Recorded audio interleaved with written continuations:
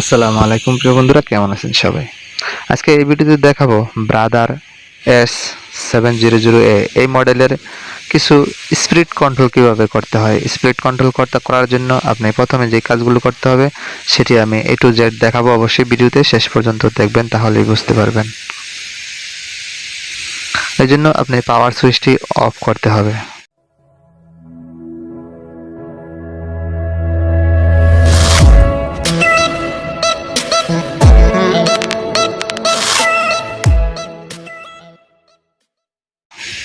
পাওয়ার সুইচটি অফ করার পর আপনি যে কাজটি করতে হবে সেটি হচ্ছে পাওয়ার সুইচটি আবার অন করে দিয়ে আপনি এই সেটিং অপশনে ধরে রাখুন। সেটিং অপশনে ধরে রাখার পর এখানে কিছু অপশন আছে, সেই অপশনগুলো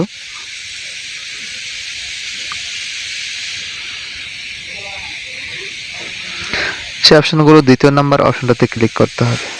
দ্বিতীয় নাম্বার অপশনটাতে ক্লিক করার পর এখানে কিন্তু আপনার সেটিংসগুলো সব রয়েছে। আপনি চাইলে এখান থেকে একটি একটি করে সেটিংস করে নিতে পারবেন।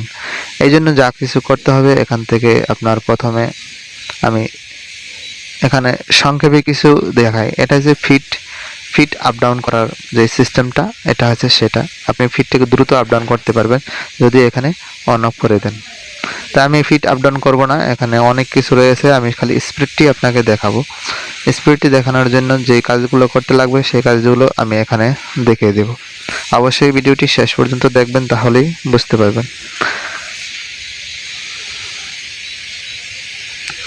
আপনার মূলত এই 182 নাম্বারে এখানে কিছু আছে। এটা হচ্ছে সাধারণ সিস্টেমগুলো, সেভার লক। তো লকের প্রয়োজন নাই, আমরা যেহেতু স্পিড কন্ট্রোলটি করতে যাব। এটা হচ্ছে থ্রেড টাইমিং, মানে যেটা নিয়ে নাইফে সুতা কাটে সেটার স্পিড। আর এটা হচ্ছে এটাও নাইফের স্পিড। আর এটা হচ্ছে আপনার সুইচটি, যেটাকে বলে প্রথম যে স্পিডটা আছে সুইং স্পিড, সেটাকে কন্ট্রোল করতে পারবেন, কমাইতে বাড়াইতে পারবেন। এটা হচ্ছে আপনার মেশিন ব্যাক স্টিচ স্পিডটা। ব্যাক স্টিচ স্পিডটি সবসময় রাখতে হবে 2000-এর নিচে।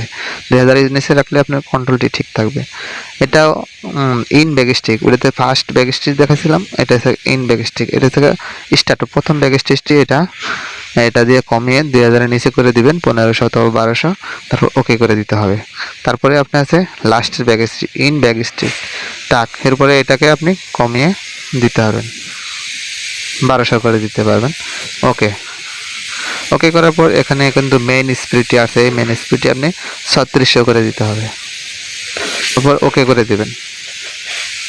এরকম আরও যে স্পিডগুলো আছে আমি এক এক করে দেখানোর চেষ্টা করব। অবশ্যই ভিডিওটি শেষ পর্যন্ত দেখবেন।